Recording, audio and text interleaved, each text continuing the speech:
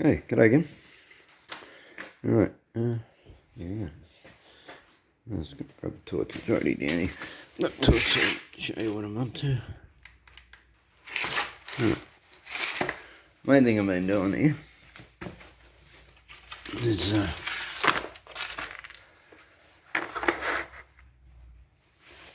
had a banging in the back, like when it lifts up. Not we actually hit a bump, but when it comes back up. And I was reasonably confident it was hitting on these original stops. I had actually lowered the stop because I've already raised this a good 4 inches anyway. And so I was trying to figure a way around it. And the other issue, because I've had this on and off so many times, and it's a real pain in the bum, and it's friggin' dangerous too, trying to hold this together while you, and then while you unbolt all this and then try and get it, out off the rest and down to where you can pull it out, and then it's the same drama trying to get it back up again, jacking it up and trying to push it in. And then when you jack it up, you got a whole lot of tension on your torque rod, and it doesn't want to go in. You got to belt it, and that's not a great idea either. It's hard and still. You want to be, well, spring still. You don't want to be belting it anyway. So that I'll come up with a whole different idea, and so what I've got. This is just a normal rubber doorstop. It's a bit compressed at the moment. I'll show you what it looks like. It's just your $2 from the hardware shop. So anyway, I've got this. This is pretty thick. This is like 8mm thick. There's a bit of 8mm angle, so I had to cut it in the middle and bend it and all that sort of thing. And I welded dowels on the back of it. That's the only bolt I could find was actually too long for here, but I'm going to get some new bolts anyway. Higher tensile. These are just regular steel bolts. Because I probably added a bit to the strain on the bolts anyway by pushing it out and having the bump stop also coming off them bolts. But so I should eliminate the noise now because it's got a rubber stop. And I've also got a fail safe. This bar here, you can see it. Right. Goes right in underneath. See, so at the moment there's a little bit of clearance here. There's mil or so clearance. And that's just a safeguard in case the rubber fails. And what I was saying as a safeguard, because like I've drawn 2 lines. Probably can't see the one underneath. There's a scribe line underneath, which is about 3mm down from this Sharpie mark, texture mark, and that is the maximum you can go before it starts pointing up your CV joints. When you get past that other line, your CV joints start jamming up, so you can't ever come down that, it can't ever come down that low, which is, the car going higher. While you're driving, you're just going to bust them up. So, as I said, I made sure I put a safeguard underneath. Also, too, so I've got to test it all. I'm going to take this rubber stop out, let it rest on the steel part, and just make sure that, like, when I've got it all back together, and make sure the CVs aren't going to bind when it, if it does come down to the fail-safe steel part. And if it does, well, then what I'll do is I'll cut a little bit of steel plate and I'll weld another bit of plate on top of it, pack it up a bit, and put a washer or two underneath this rubber one. So yeah, it's sort of almost like adjustable. I can still alter it fairly simply. But yeah, in taking this off now, so all we got to do now is jack it up. This is not the greatest place to have your jack either, because that can turn and slip off. I should have it under the thing. That's a bit of laziness. But yeah, so you jack it up so it's off the rest. You undo these two bolts and these two bolts, so you actually don't even need to undo them. You just undo these ones. You take this piece off and you can lower it down. You lower it down to where there's no strain whatsoever on the torque bar. And then you undo the other two bolts, and this whole thing, you can just pull it out. Now, when I say just pull it out, this is the other thing you need to do. Take 3 bolts out of your guard, otherwise it'll hit on there. You can't really get it out far enough. If you're wondering why this is exposed, when I was first raising the car, I was trying to knock it in, get the with the conventional way of doing it, and instead of this torque bar going into the centre spline, it just pushed the cap right off, and which then allowed me to actually tap the whole axle back in. But so instead of putting the original ridiculous little plate over it, I've actually made a cover. It's a cap, it's just a bit of pipe with a plate over it. I've got a nut welded on it. I got a hole drilled in here, and I just put a 6mm bolt in it, so it just slips over it. It's held on with a 6mm bolt.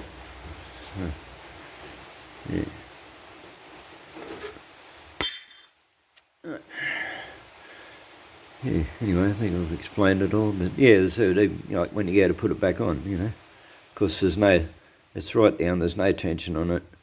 Of course I've raised it too, you can't see it at the moment, but in behind here on your swing arm plate, it's notched out a little bit, so they can come down lower, but that's, as I said, because I've raised the car so much. If it was standard height, you wouldn't have an issue with that anyway. But anyway, as I said, it's just slow, sitting without any tension on the torque rod. And you just push the whole thing into place. Push your bar in, tap it in. Real easy. Get your bolts in. There's no need to have longer bolts to wind it all in, and risk damaging on your shreds and all that sort of stuff either. So it just slips in real easy now. Okay, well, the other thing I've done here, that's the main reason I got the torch out. Okay, I was concerned about these shocking mounts. You can see the other one on the other side, how far down it hangs. And I've already raised that. I cut it off, I cut the brackets off where it goes onto the swing arm, or Z-bar, so it's called. So that's already been raised, a good inch or more. And as I said, I'm still hitting rocks with it, and already starting to bend it and everything. And I thought, well, eventually I was going to bust it off, bust my shocky, and and I don't like the look of it hanging down underneath anyway. So firstly I cut it off just below the weld on this side. I tried to upend the piece. Well, it's upended now, but I tried to sit this piece in on top of it, on top of this piece originally is in there, and there's about another half inch of this piece sitting up here. And I tried that, and I had about an inch of shocking movement, So it was just, yeah, it was too high. And so I cut a bit more off it, brought it down, still didn't have enough. And so then I cut it again. I cut right through the weld. Yeah, took what was left of this piece right out of it altogether. Of course, then the bolts right down. Yeah, so I've had to cut away the sides. And yeah, it's only tacked in there at the moment. But yeah, of course I'm going to reinforce it all and everything. But so I've cut away the sides, but it's still got this whole piece sort of strengthens again once I attach that back onto the ear and everything. It'll be plenty strong enough. There won't be an issue with that. The other thing is I welded the nut on it, and I realised something too. That this is why you got to tack it in place, because you got to make sure your shockey's, not binding, it's not crooked or anything. Your shockey's free. But yeah, so this is the shockeys that originally on. This is originally swing up. I fitted this hole. I can't think of the name of it. But yeah. This whole uni joint rear end, independent rear end, IRS on there, cut into all that, and there's videos on that anyway. But but see, these are the shockeys that went onto the swing arm, and they're too narrow for this piece. The shockeys that come with the IRS rear end must have a wider base on them. But see, the thing is too, they can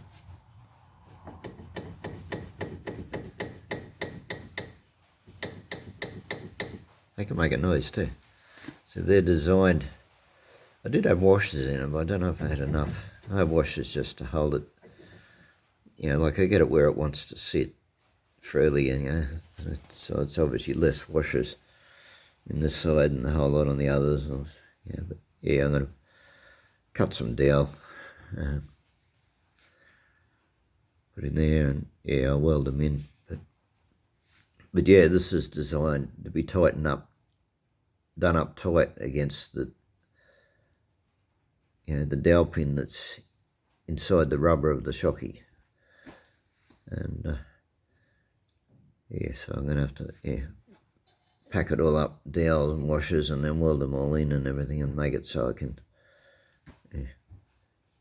clamp it up to it. And of course I've got to take this whole Z-bar swing arm off now. Just so that I can weld this up properly. There's no way you can do a proper job underneath here, and then you get splatter and shit going all over you. But not something I really want to do, but I don't really have an option on that. Because I've got to take all the brakes. Well, we've got to get the handbrake cable off, because I've actually got that feeding through the bottom of the shockey mount. And which means re-bleeding all the brakes. I think I'll put these are only new rubbers, so I think they're new. But so it should be alright. Clamping a pair of vice grips on there or something. Well, the other thing you can do is you get a cotton bud, the cotton ball things on a stick, and you jam that in the line. That'll do the same. That's probably what I will do, actually, rather than risk cracking it. But just so it doesn't let all the fluid out of the lines. The other thing too is that the bump stop. So I'm going to make sure. So at the moment, this would probably come right up and bottom out the shockey. So I've got to put a bump stop on it, so I don't ruin the shockey. Of course, yeah, I'd already lifted it 4 inches, and I wouldn't have thought that the bump stop would actually make contact anymore. The one that was on it had a few splits in it and whatever, and yeah, I was tending to get a new one, never got around to it. But I got the old one, I just put some glue in it and put a cable tie around it. And yeah, it's gone, it's missing. So it's obviously bottomed out enough and hard enough to make it come off, so yeah. But yeah, it's a long way up now. So I've lifted it, another like 2 inches easy. So, I'm going to have to extend it. Yeah, probably right up to 3-4 inches or something. Now I'll go to me. I got a lot of chunks of rubber. I'll find a bump stop or something else that I'll put on there. But yeah, I'm going to make something now to go on there, and I'm not sure how I'll go about that, whether I'll weld it on, bolt it on, or what I'll do. But I'm also wondering whether I actually need to move the top mounts now. Yeah, because I moved the bottom mounts. It's a good 3 inches higher than it was originally.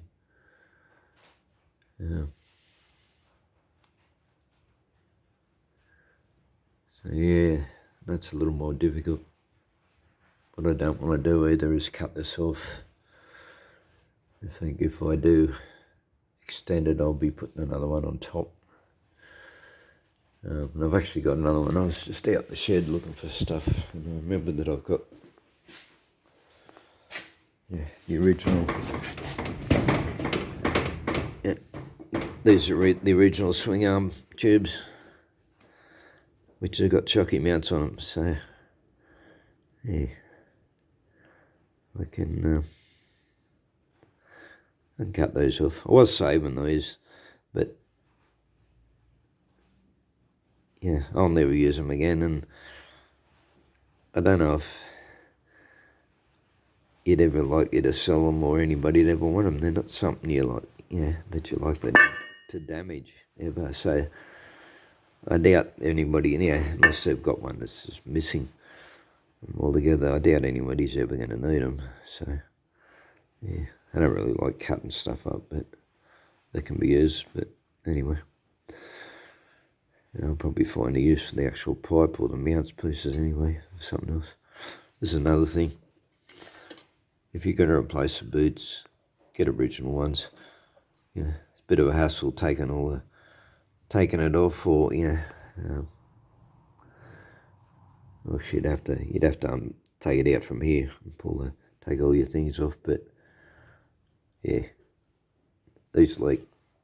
I put these on and I followed all the instructions, and they leaked. So then I put washers around all the bolts, and they leaked.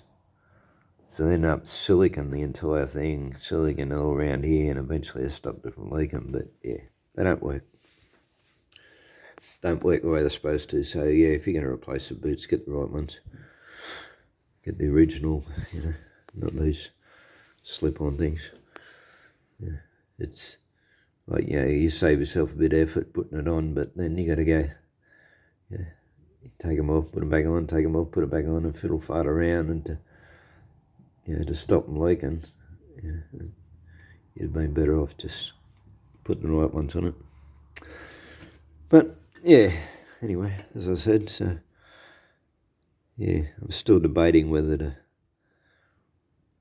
raise the shocky mounts or not. But I probably will, so I'm a little bit concerned about it. But yeah, if I do, it'll be a matter of cutting these off, welding them on top, and then probably running a bit of strap around it just to safeguard.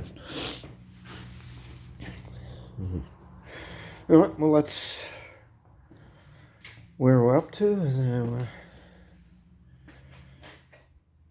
yeah. Okay, we'll catch you on the next one. I can't actually show you the ride height. I won't even know the ride height myself. I haven't measured it. you know, it's easy. Yeah. Like that's what I didn't explain either. I mentioned on the last one that I was thinking that the inner splines were the smaller ones, like more teeth than the outer ones, but it's not. They're the coarse ones on the inside, and these are the fine ones. Yeah. So in getting another 2 inches of lift, yeah, it was just one tooth on the outer spline. So, yeah. Yeah, and yeah,